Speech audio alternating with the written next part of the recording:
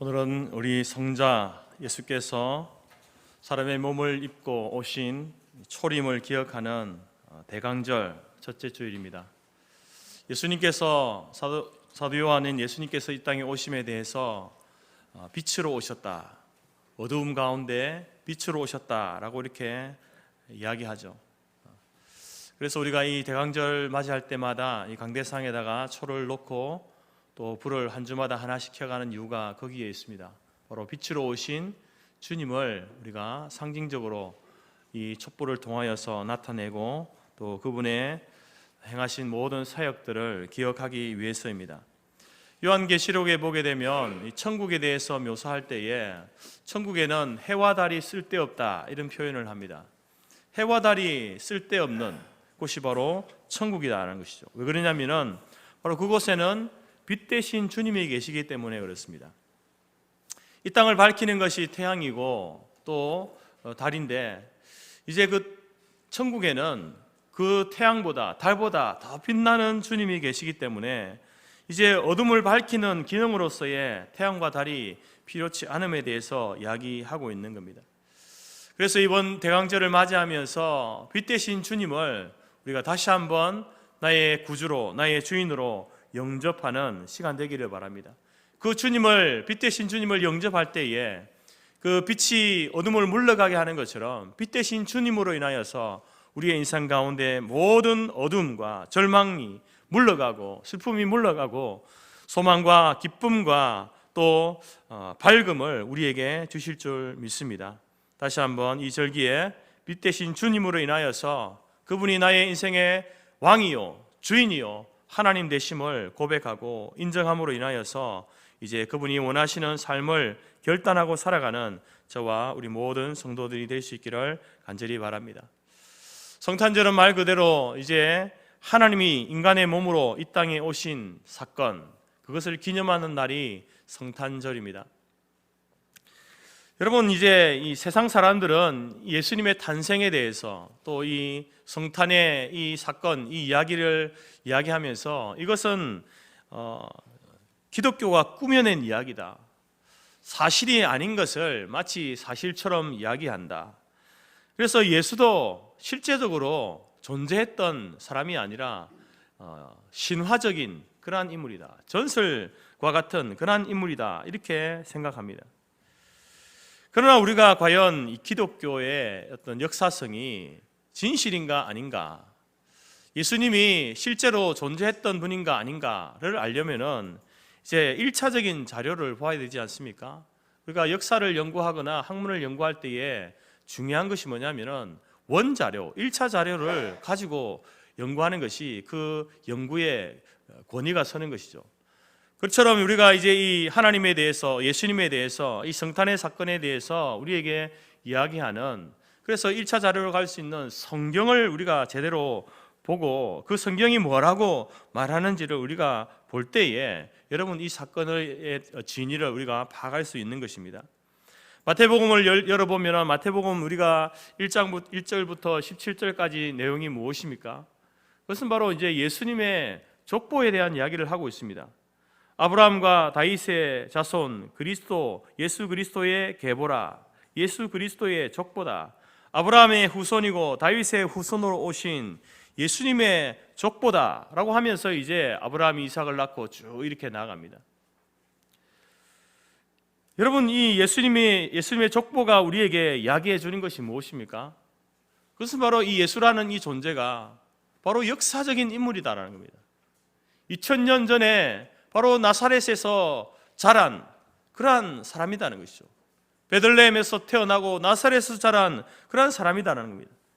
우리가 지금 2023년에 오늘을 우리가 살고 있는 것처럼, 그처럼 예수님도 똑같이 우리와 같이 주소를 가지고 있고 또 출생 신고서를 가지고 있고 그렇게 이 땅을 살았던 존재다. 이것을 이제 이 족보가 우리에게 이야기해 준다라는 겁니다. 예수님의 태어나심과 뿐만 아니라 또한 예수님의 모든 생애도 그 행하신 일들도 마찬가지입니다. 누군가가 만들어내 꾸며낸 그런 이야기가 아니라 실제적으로 그렇게 살으셨고 말씀하셨고 행하신 그 일들을 이제 이야기하는 것이 바로 마태가 이 복음서를 기록하면서 족보를 기록한 이유입니다. 그리고 예수님께서 십자가 위에서 피 흘려 죽으시고 장사 지낸 바 되시고 또 3일 만에 부활하시고 부활하신 이후에 40일 동안 제자들 곁에 계시다가 하늘로 승천하신 이 사건들도 바로 실제적인 역사적인 사건이다. 역사적으로 있었던 일이다. 이것을 이제 이야기하는 것이 그런 전제를 깔고 이제 이 마태복음이 시작되어지는 것입니다. 그래서 기독교의 가운데에 자랑할 것이 참 많지만은 그 중에 하나가 뭐냐면은 기독교는 역사적인 사실에 근거한다. 기독교는 역사성을 가지고 있다라는 겁니다. 그 누군가가 이제 지어내고 만들어낸 좀 이렇게 많이 덧붙이고 꾸며서 만들어낸 그런 이야기가 아니라 역사적 사실이다라는 겁니다. 그래서 이 성탄의 사건, 예수님이 이 땅에 태어나신 이 사건은요, 바로 어쩌다가 우연히 일어난 사건이 아닙니다. 철저한 하나님의 그 작정, 계획 가운데 되어진 일입니다. 세상을 구원하신 메시아가 이 땅에 오신다는 이 사실은 그래서 구약 시대부터 여러분 무수히 예언되어져 나온 하나님의 약속입니다. 메시아가 오신다. 아기 예수님이 이 땅에 오신다. 이 약속은요, 구약의 약속은 무려 구약 성경에 456번이나 약속하고 있습니다. 그리고 때가 참에 이제 예수님께서 유대 땅 베들레헴에 태어나신 것이죠. 이처럼 성경은 우리에게 바로 하나님의 약속, 우리에게 하신 약속을 기록한 책이 바로 성경책입니다. 하나님께서는 자신이 약속하신 그 모든 말씀을 지키시고 성취하시는 분이신데, 그래서 그 하나님의 성품을 우리는 일컬을 때에 신실하신 하나님이다. 약속하신 것, 말씀하신 것을 반드시 이루시는 분이다 라고 이렇게 우리가 알고 있는 것이죠. 오늘 본문에서도 그 하나님을 우리가 만나는 겁니다. 신실하신 하나님을 만나는 것이죠. 22절 보게 되면 이 모든 일이 된 것은 주께서 선지자로 하신 말씀을 이루려 하심이라. 바로 선지자 이사야에게 하신 예언의 말씀, 약속의 말씀을 이루시기 위해서 바로 예수님께서 이 땅에 오셨다라는 사실을 이야기하고 있습니다. 여러분, 우리는 이 성경을 귀하게 여깁니다. 하나님의 수없는 수많은 약속의 말씀을 기록한 이 책이기 때문에 우리를 향하신, 인류를 향하신 하나님의 약속이 무엇인가? 하나님께서 이 창조하시고 만드신 이 우주 만물 어떻게 이끌어 가실 것인가? 그것을 보여주는 것이 성경입니다. 유일한 책입니다. 그렇기 때문에 이 성경은 귀한 것이죠. 성경의 약속들을 헤아려 보니까 신구약 성경에 예수님의 탄생에 관련되어진 것뿐만 아니라 모든 약속들을 이제 헤아려 보니까, 이 학자들이 헤아려 보니까 32,500여 개의 약속들이 있답니다. 수많은 약속들이 이제 기록되어진 것이 바로 이 성경이고, 그 중에 대표적인 것이 바로 이 성탄의 사건이다라는 겁니다. 그래서 이제 이 성탄의 사건에 대해서 18절에서 바로 이렇게 말하죠. 예수 그리스도의 나심, 예수 그리스도가 이 땅에 태어난 이 사건은 이러이러하다. 이제 그 경위가 이렇다라고 이렇게 우리에게 이제 이야기하고 있는 겁니다. 여러분, 이 성탄의 사건은요, 12월 25일이 성탄절이다. 이것은 신앙을 가지고 있느냐 없느냐에 상관이 없이 모든 사람들이 다 잘 알고 있습니다. 12월 25일이 성탄절이다. 동양에서도, 서양에서도, 유럽에서도, 남미에서도 모두가 성탄절이다, 예수님이 태어나신 날이다, 다 알고 있습니다. 그런데 이제 우리가 이 성탄을 맞이하면서 문제가 뭡니까? 바로 이 성탄의 사건을 역사적인 사건으로 믿느냐, 그렇지 않느냐는 겁니다. 바로 이 성탄의 사건이 우리에게 주는 의미가, 하나님께서 이 진리를 우리에게 주고 있는데 그 진리의 말씀을 믿느냐 믿지 않느냐죠. 단순히 성탄절, 크리스마스, 그냥 마지막 연말 연시를 이제 즐기는, 엔조이하는 그러한 절기 정도로만 알고 있다고 한다면 여러분, 이 성탄의 의미를 모르는 겁니다. 왜 하나님께서 이 땅에 예수님을 나게 하셨는지 그 의미를 모르는 거죠. 단순히 우리를 즐겁게 하기 위해서, 여러분, 그것은 너무나도 이 미미한 그러한 부분이죠.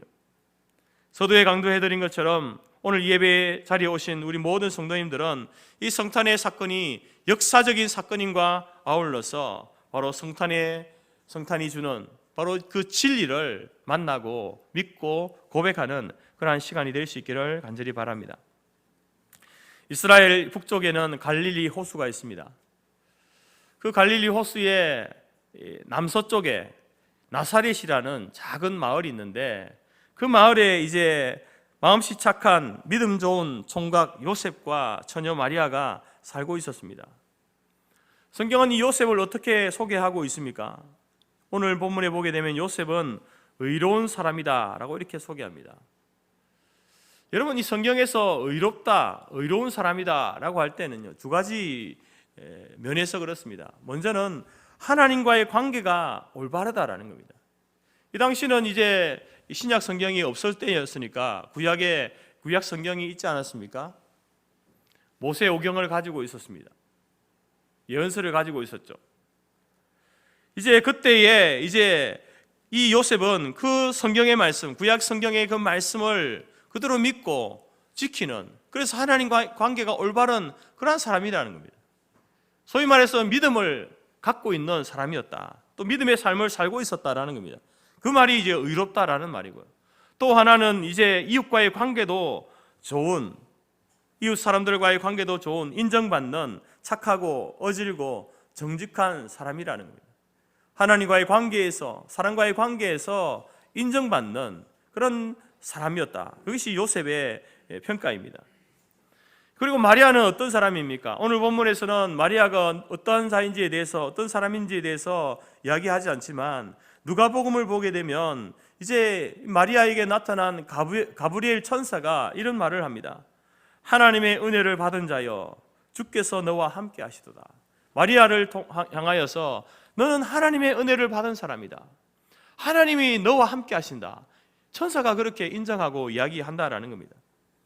이처럼 하나님의 은혜를 받은 자, 하나님이 함께 하시는 자, 여러분 얼마나 이 마리아도 믿음이 좋고 하나님 앞에서 선한 착한 그런 사람이겠습니까? 이처럼 이 두 남녀, 두 청춘은요, 하나님 앞에서 칭찬과 인정을 받고 사람에게도 인정받는 그런 사람이었습니다.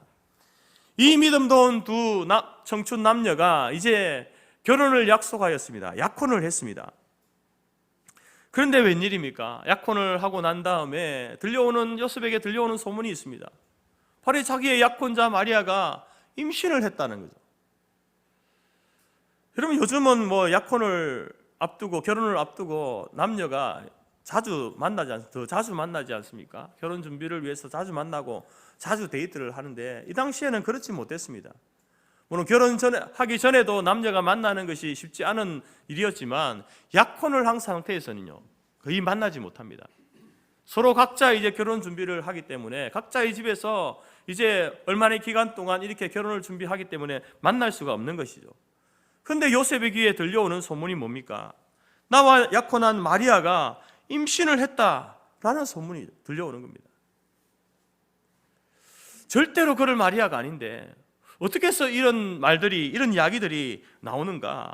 요셉은 굉장히 충격을 받았을 것이고 아마 이 이야기를 듣고 괴로워했을 겁니다. 한번 상상을 해보십시오. 지금 나와 결혼을 앞둔 그 사람이 지금 무언가 어떤 잘못된 일로 인하여서 임신을 했다, 아기를 가졌다. 그런데 여러분, 이 소문이 뜬 소문일 수 있잖아요. 그냥 마리아를 어떤 하기 위해서, 해코지하기 위해서, 요셉에게 해코지하기 위해서 하는 뜬 소문일 수 있는데, 근데 요셉이 사람을 보내서 알아보니까 이 소문이 진짜인 거예요. 진짜 마리아가 아기를 가졌다는 겁니다.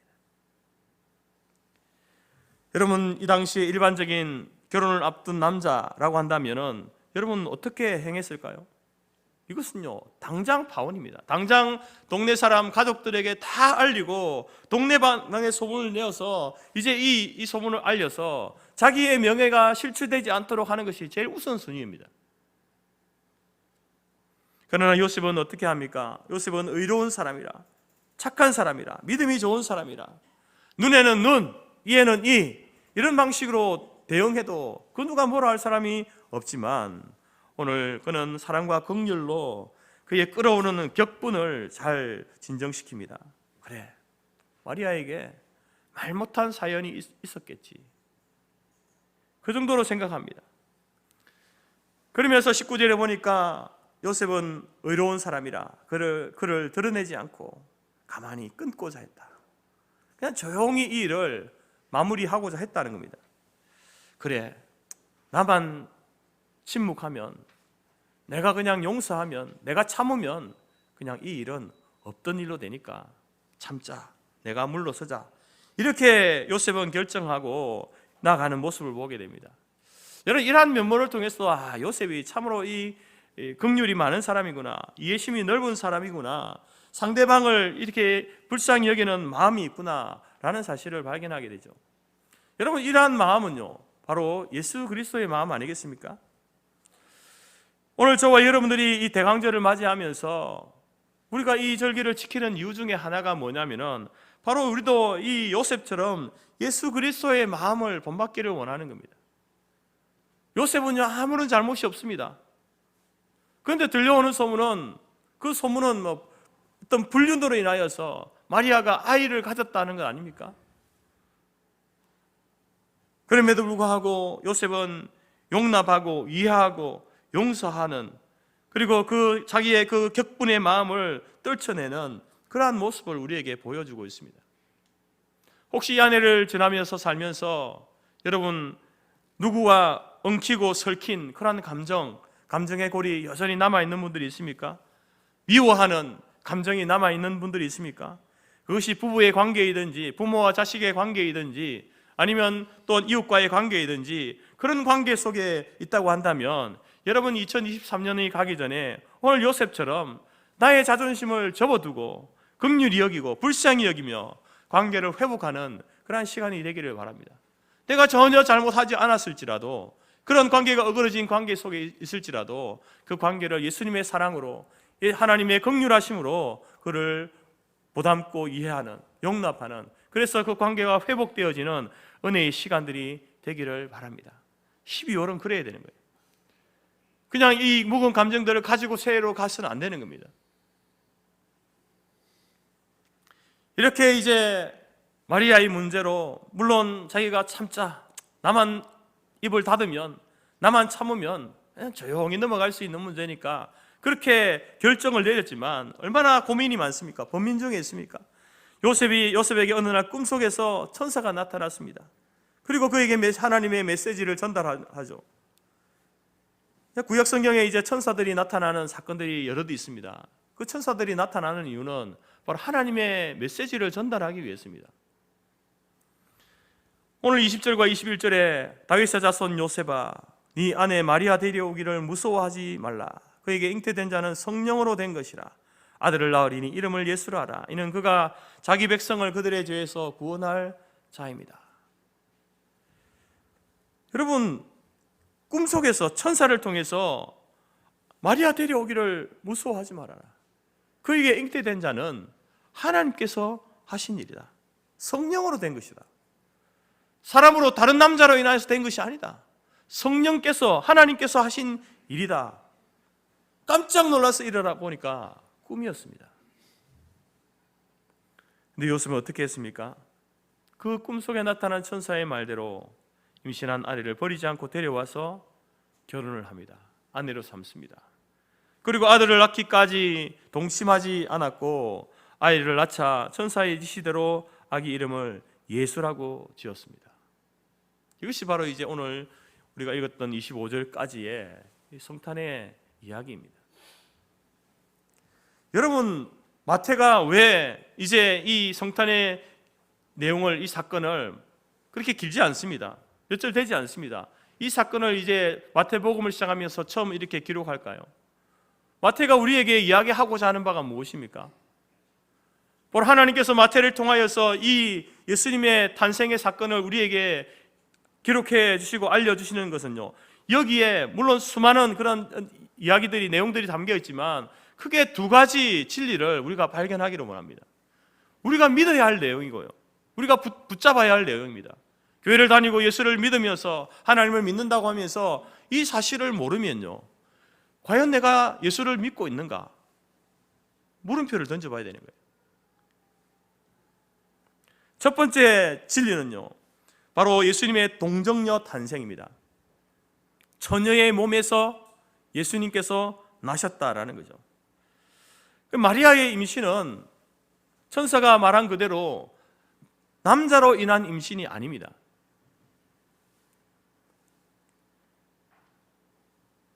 예수님이 처녀의 몸에서 탄생하셨다. 예수님의 그 임신은요, 마리아의 임신은 하나님의 능력으로 된 것이다 라는 겁니다. 누가복음에서는 이 사실을 잘 기록하고 있습니다. 천사가 마리아에게 나타나서 네가 임신하게 될 것이다 이렇게 이야기하죠. 그때 마리아가 깜짝 놀라는 겁니다. 왜냐하면 자기 당사자, 자기 자신이잖아요. 자기가 지금까지 지내온 삶을, 그리고 자기의 몸의 변화를 누구보다 잘 아는 사람이 마리아 아닙니까? 아니, 내가 남자와 동침한 일이 없는데 어떻게 내가 아이를 가질 수 있다는 말인가? 천사가 이야기할 때에 마리아가 제일 놀라지 않았습니까? 그래서 누가복음 1장 34절에 보게 되면 이렇게 이야기합니다. 마리아가 천사에게 말하되 나는 사내를 알지 못하니, 내가 남자와 동침한 적이 없는데, 잠을 잔 일이 없는데 어떻게 이런 일이, 내가 아이를 가질 수 있다는 말입니까? 당연한 말 아닙니까? 아니, 남자와 자본 일이 없는데 아이를 가졌다니까 어떻게 이런 일이 일어날 수 있습니까? 마리아가 묻는 겁니다. 그때 천사가 이렇게 이야기하죠. 대저 하나님의 모든 말씀은 능하지 못하심이 없느니라. 다시 말해서 오늘 마태복음에서 이야기하는 것처럼 바로 마리아, 네가 임신한 것은 남자를 만나서 임신한 것이 아니라 하나님의 능력으로 된 것이다. 그 이해할 수 없는, 일어날 수 없는 일이 마리아 네 몸에 일어났다 이렇게 이야기하는 겁니다. 여러분, 전능하신 하나님이 개입하시니까 처녀의 몸이 아이를 갖게 되는 거예요. 이런 일이 일어나는 겁니다. 여러분, 이런 일을 우리는 뭐라고 이야기합니까? 기적이라고 하잖아요. 기적. 일어날 수 없는 일, 이전에도 일어난 적도 없고 이후에도 일어난 적이 없는 그 일이 나에게 일어났을 때 우리는 그것을 기적이라고 합니다. 여러분, 하나님께서 행하시는 일은요, 기적입니다. 홍해 바다를 가르신 일, 바다를 건널 때에 마치 마른 땅을 건너는 것처럼 건넜다. 바다가 어떻게 갈라집니까? 그 갈라지는 일을 하나님이 행하시죠. 뿐만 아니라 마른 바위에서 샘물이 나게 하십니다. 바위가 금이 가서 거기에서 물이 나는 거죠. 하나님께서 하늘에서 떡과 메추라기를 내리십니다. 하늘에서 비같이 내리는 거예요. 심지어 죽은 자를 살리시는 그 일을 하나님이 하십니다. 우리는 이러한 일들을 기적이라고 하는 거예요. 기적.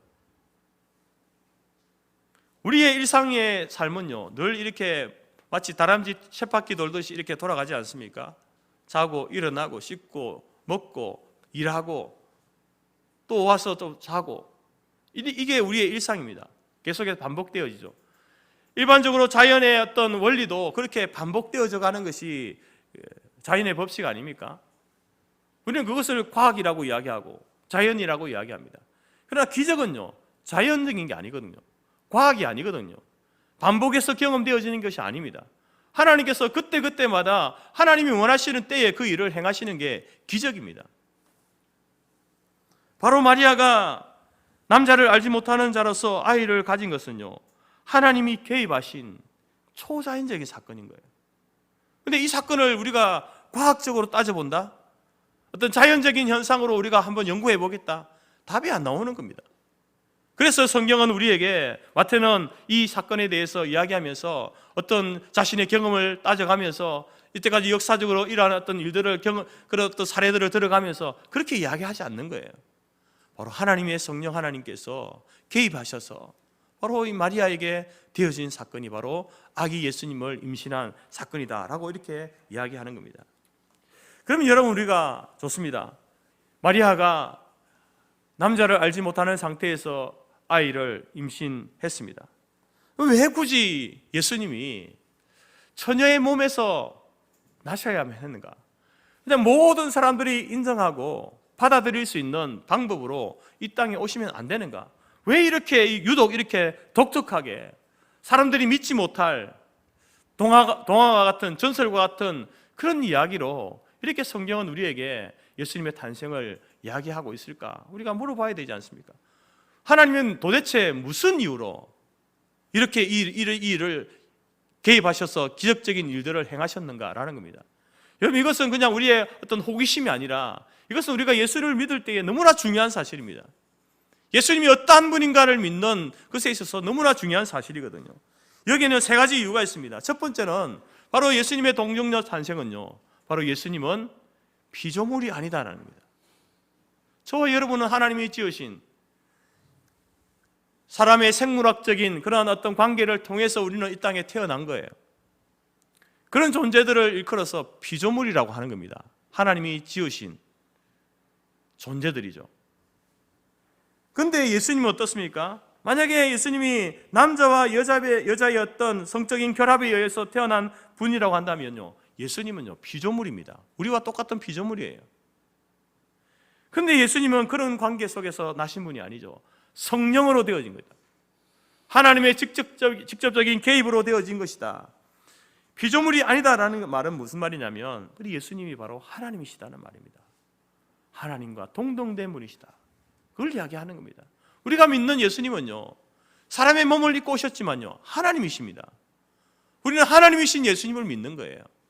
그냥 지혜로운, 똑똑한, 그리고 어떤 사람의 어떤 성품에 도움이 될 만한 그런 어떤 성인군자와 같은 그런 분이 아니라는 겁니다. 하나님이신 예수님이세요. 그것을 이야기하는 것이 바로 마리아의 동정녀 임신을 이야기하는 것이죠. 두 번째로는요, 왜 하나님께서는 바로 마리아의 몸에서, 남자를 모르는 마리아의 몸에서 나게 하셨는가? 바로 예수님은 죄가 없으시다라는 사실을 이야기하는 거예요. 아담 이후로 아담의 허리에서 난 모든 사람은요, 저와 여러분을 포함해서 모든 사람은 아담이 가지고 있던 그 원죄를 이어받습니다. 전가받습니다. 그래서 태어나자마자, 성경은요, 태어나자마자 아무것도 모르는 아기일지라도 그 아이를 향하여서 뭐라고 합니까? 죄인이다. 왜? 아담의 원죄를 가지고 태어나기 때문에 그래요. 만일 이 예수님도 부패한 남자의 씨로 태어나신 분이라고 한다면 예수님 역시도 아담의 원죄를 전가받은 죄인일 수밖에 없죠. 근데 그 죄인이 어떻게 다른 사람의 그 죄의 문제를 해결할 수 있습니까? 나와 똑같은 죄를 지은 사람이 내 죄에 대해서 내가 용서해 줄게, 내가 해결해 줄게, 어떻게 믿을 수 있습니까? 그런 까닭에 예수님께서는 죄 없으신 분으로 이 땅에 태어나야 했습니다. 그래서 여러분, 남자의 힘을 빌지 않고 아담으로 대표되어지는 아담의 그 원죄를 전가받지 않은 상태에서 죄 없으신 분으로 이 땅에 오셨다. 이것을 우리에게 말씀해 주기 위해서 하나님이 개입하신 겁니다. 바로 예수님은 죄 없으신 분입니다. 그리고 세 번째로 예수님은 구약의 약속을 성취하기 위해서 오신 분입니다. 여러분, 예수님께서 동정녀의 몸에서 나실 것이다 라는 이것은요, 갑자기 마리아의 시대에 와가지고 갑자기 되어지는 게 아니라 구약 시대부터 이미 예언되어져 나온 사실입니다.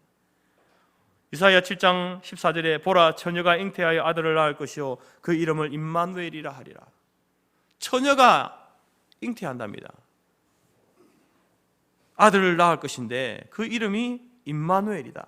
그래서 오늘 여러분, 이 마태가 이사야 7장을 인용하면서 23절에서 그렇게 말하잖아요. 예수님의 탄생에 대해서 바로 이사야 수백 년 전에 예언했던 그 이사야의 예언이 바로 이 예수님을 통해서 우리 가운데 이루어졌다. 이것을 이야기해 주는 겁니다. 이처럼 동정녀의 몸에서 탄생하신 아기 예수님, 그 예수님은 피조물이 아닙니다. 하나님이십니다. 그분은 우리처럼 죄가 있는 분이 아닙니다. 죄가 없으신 분입니다. 그분은 어쩌다가 우연히 이 땅에 태어난 존재가 아니라 하나님의 그 계획 가운데 예언의 성취로 이 땅에 오신 분이다. 이것이 바로 여러분, 예수님의 동정녀 탄생이 우리에게 주는 의미입니다. 세 가지 의미입니다. 이 사실을 알고 있어야 됩니다. 믿어야 되는 거예요. 그래야 예수를 믿는 거죠. 두 번째로 이 성탄의 사건이 주는 진리의 내용은요, 바로 메시아의 이름에서 찾게 되는데요, 오늘 본문에서는 이 메시아의 이름을 두 가지로 소개합니다. 하나는 바로 예수라는 이름이고 또 하나는 임마누엘이라는 이름이죠. 첫 번째 예수라는 이름은 이제 아들을 낳으리니 이름을 예수라 하라. 예수님께서 이 땅에 오신 목적이 무엇인가? 수많은 문제들이 많은데, 우리가 가지고 있는 수많은 문제들이 있는데 그 중에 많은 대부분의 것들은요 우리가 해결할 수 있는 거예요.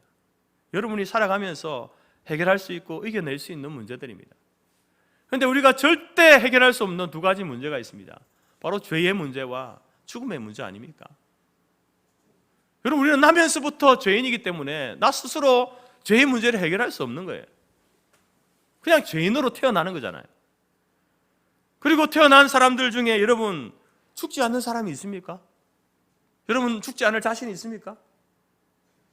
우리는 다 죽게 되어 있습니다. 아무리 좋은 약을 먹고 아무리 의학 기술이 발달해도 이 문제를 해결할 수 없습니다. 사람이 해결할 수 없어요. 이 두 가지 문제를 해결할 수 없는데 이 절대절망 두 가지 문제, 바로 이 문제를 해결하기 위해서 오신 분이 예수라는 거예요. 예수라는 이름의 의미가 무엇입니까?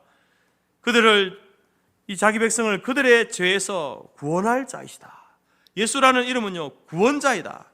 인생이 해결하지 못하는 죄의 문제와 이 죽음의 문제를 해결하기 위해서, 해결해 주시기 위해서 오신 분이 바로 누구냐? 메시아 대신 예수다. 구원자이시다. 우리를 죄에서, 죽음에서 구원해 주실 분이다. 이것을 우리에게 이야기하고 있는 겁니다. 그래서 예수를 믿으면요 죄의 문제가 해결되는 거예요. 우리의 죄를 용서해 주시는 거예요. 예수님께서 행하신 그 일 때문에 하나님께서 그 일을 보시고 십자가에 죽으신 그 일을 보시고 대신 그 죄의 값을 치러 주신 그 일을 보시고 그것을 믿는 자에게, 그래 네가 예수의 그 십자가의 죽음을 믿느냐? 예수가 행한 그 너의 죄에 대속한 그 사실에 대해서 네가 믿느냐? 그래, 그러면 너의 죄를 용서해 줄게. 이 죄 용서를 위해서 예수님께서 이 땅에 오신 것입니다. 뿐만 아니라 이제 죽으시고 사흘 만에 부활하시지 않았습니까? 그리고 승천하셨습니다. 그 부활의 사건을 통하여서 이제 예수가 부활한 것을 네가 믿느냐? 그래, 그러면 너의 죽음도 내가 이기게 해줄게. 너도 육신이 죽음으로 네 죽음을 경험하겠지만, 그러나 네 육신이 예수처럼 다시 살아나는, 네 영혼이 살 뿐만 아니라 네 육신도 다시 살아나는 부활을 경험하게 될 거야. 죽음의 문제를 극복하게 될 거야. 이것이 우리가 믿는 것 아닙니까? 예수님의 십자가의 죽으심으로 인하여서 죄의 문제가 해결되어졌습니다. 예수님의 부활하심으로 말미암아 우리의 죽음의 문제가 극복되어진 거예요. 그 예수님을 믿을 때에 우리는 죄와 죽음의 문제, 사망의 문제를 이긴 자로 살게 되는 겁니다. 이 일을 위하여서 예수님께서 이 땅에 하나님 되신 그분이 높고 높은 보좌를 버리시고 낮고 천한 사람의 몸을 입고 이 땅에 오신 것입니다. 이 사실을 여러분 우리가 믿어야 하는 것이죠. 이 사건을 통해서 그것을 하나님께서 우리에게 말씀해 주는 겁니다. 두 번째로 예수님의 그 메시아의 이름은 뭡니까? 임마누엘이죠. 임마누엘. 22절, 보라 처녀가 잉태하여 아들을 낳을 것이요 그의 이름은 임마누엘이라. 임마누엘 무슨 뜻입니까? 하나님이 우리와 함께 계신다. 함께 하신다. 여러분, 예수님께서 이 땅에 오신 목적은요 임마누엘 하시기 위해서입니다. 하나님이 우리와 함께 계시기 위해서. 여러분, 하나님은요, 하나님의 그 속성은요 영이시잖아요. 영. 하나님은 영이시다. 이 말은 많은 의미가 있는데 그 중에 가장 쉬운 의미는 뭡니까? 눈에 보이지 않는다는 겁니다. 만져질 수 없다는 겁니다. 눈에 보이지 않고 만져지지 않는 분이 하나님이세요. 근데 그 하나님이 눈에 보이지 않고 만져지지 않는데 그 보이지 않는 하나님이 성육신 하신 거예요. 몸을 입고 이 땅에 오신 분이 누굽니까? 예수님인 거예요. 보이지 않는 하나님을 보이게 하시는 분이 바로 예수님이십니다. 왜 그렇게 하셨을까요? 하나님이 우리와 함께 계시다는 사실을 알도록 하기 위해서 그렇게 하신 거예요. 눈에 보이지 않는 하나님이 너와 함께 있어, 이렇게 말하면요 대부분의 사람들은요 믿지 못하죠. 알지 못합니다. 그런데 그것을 확실하게 알려주기 위해서 바로 육신의 몸을 입고 오신 거예요. 하나님이신 그분이 육신의 몸을 입고 오시면서 그 짧은 시간 33년의 그 시간을 바로 이스라엘 백성들과 함께 하신 거죠. 그래서 성탄의 사건이 놀라운 사건인 겁니다. 하나님이신 분이 인간의 몸을 입고 오신 거예요. 누구를 위해서요? 나를 위해서 그렇게 하신 거예요. 나를 위해서.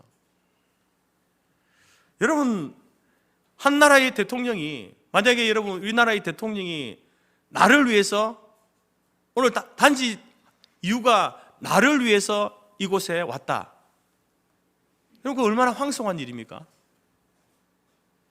그분과 내가 어떤 개인적인 관계가 있는 것도 아니고 나에 대해서 잘 알지도 못할 텐데, 근데 나 때문에 왔다? 그건 얼마나 황송한 일입니까? 근데 하나님이신 그분이 나를 위하여서 이 땅에 오시는데, 그 하나님의 영광스러움을 그대로 가지고 오시는 게 아닙니다. 낮고 천한 사람의 몸으로 오셨다는 겁니다. 내가 너와 함께하고 있어, 내가 너를 알고 있어, 이렇게 말씀하시는 거예요. 여러분, 이 사실을 우리가 이야기를 들을 때에 그냥 저기 먼 이스라엘 사람들에게만 해당되는 이야기가 아니라 나를 위해서 그렇게 하셨다니까요. 그런데 이 사건을 우리가 이 성경을 읽을 때에, 그럼 우리는 이 말씀을 읽으면서 몸둘 바를 몰라야 되는 거죠. 아니, 도대체 내가 누구길래, 내가 뭐길래 하나님이신 그분이 그분의 영광스러움을 그대로 갖고 오시는 것이 아니라 낮고 천한 사람의 몸으로 이 땅에 오셨다니, 나를 위해서 그렇게 하셨다고? 여러분, 우리는 그 앞에서 머리를 들 수가 없는 거죠. 그게 우리의 바른 자세입니다. 성탄의 사건은 단순히 그냥 엔조이하고 즐기는 사건이 아닙니다. 연말 연시 그냥 그렇게 즐겁게 한 해를 잘 마무리하자, 그 정도 수준이 아니라는 겁니다. 예수님의 제자 가운데 빌립이 예수님께 이런 요청을 하죠. 하나님을 좀 보여주십시오. 하나님을 좀 보여달라고 이렇게 이야기합니다. 그때 예수님께서 뭐라고 하셨습니까? 나를 본 자는 아버지를 본 자다. 무슨 말입니까? 내가 하나님이다, 이 말을 한 거예요.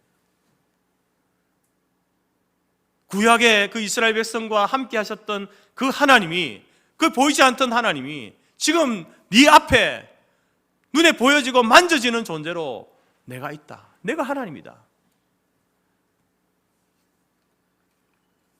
나를 본 자는 아버지를 보았거늘 어찌하여 하나님 아버지를 보여달라 하느냐, 이렇게 무지한 자이죠. 이처럼 임마누엘, 그 메시아의 이름은 임마누엘은요, 보이지 않는 하나님께서 우리와 함께 거하시기 위해서 역사 속으로 들어오셨다. 그것이 성탄의 사건입니다. 얼마나 놀라운 사건입니까? 누구를 위해서요? 나를 위해서요.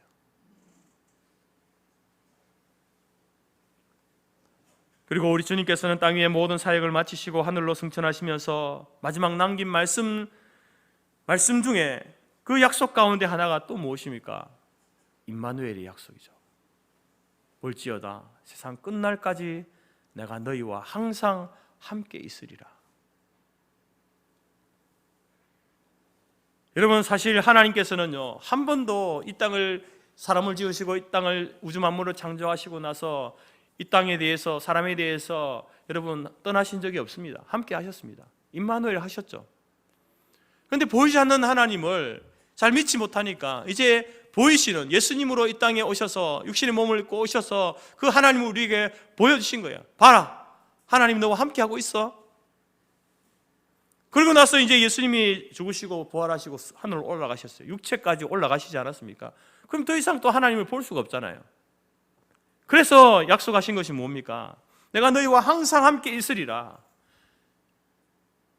오순절 마가의 다락방에서 하나님의 영인 성령님이 임하시는 사건이 일어납니다.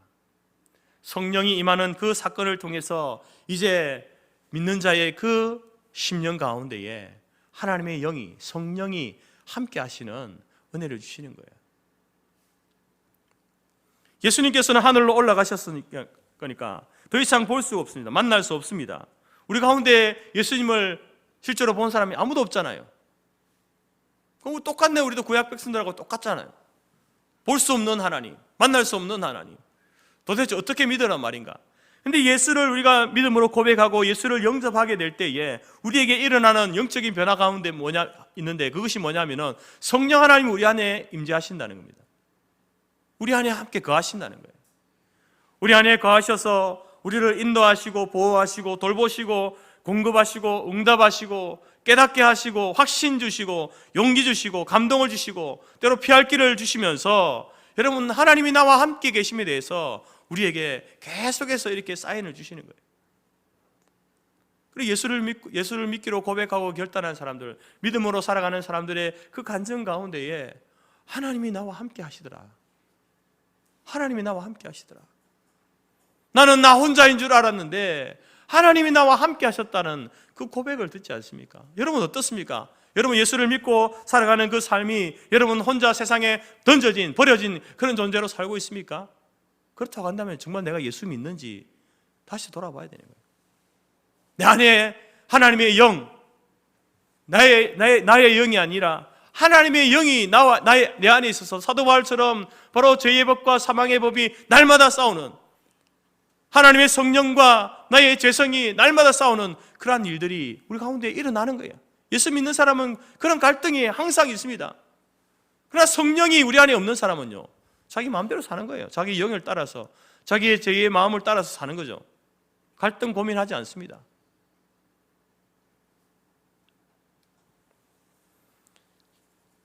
하나님이 우리와 함께 계시다. 구약의 성도들에게, 또 예수님 시대의 그 예수님을 따르던 사람들에게, 그리고 오늘 이 시대의 믿음의 성도들에게 언제나 변함없이 하나님은 우리와 함께 계셨습니다. 이 성탄의 사건이 우리에게 그 사실을 이야기해 주는 거죠. 아기 이름을 예수로 하라. 그 예수라는 이름은요, 보통 이름이 아닌 거죠. 땅 위의 모든 이름 가운데 가장 뛰어난 이름, 가장 위대한 이름, 가장 사랑스럽고 권세 있는 이름, 이 이름 예수를 믿고 그 이름을 영접하면 누구든지 구원을 받는 자, 그 이름을 부르는 자는 진실로 하나님 되심을 인정하고 죄 없으신 분이심을 인정하고 하나님 되심을 인정하고 그 이름을 부를 때에 구원을 받는다. 이것이 여러분 그 이름 속에 담겨진 비밀입니다. 여러분, 예수님께서 왜 동정녀의 몸에서 오셨는가? 하나님이시다. 그분은 하나님이시다. 그분은 죄가 없으시다. 그분은 하나님의 오랜 약속 가운데 우리에게 주신 하나님의 놀라운 선물이다. 그 이름을 믿을 때에 우리가 죄와 사망의 권세 아래 있다가 구원을 얻게 된다.